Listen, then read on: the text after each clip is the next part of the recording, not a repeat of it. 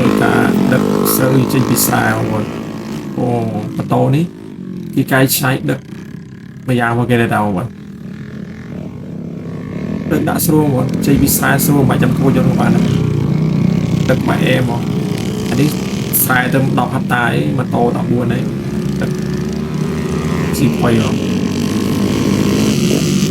ចេះមានដឹកកែច្នៃមកគេម្យ៉ាងគេដឹកមកអេ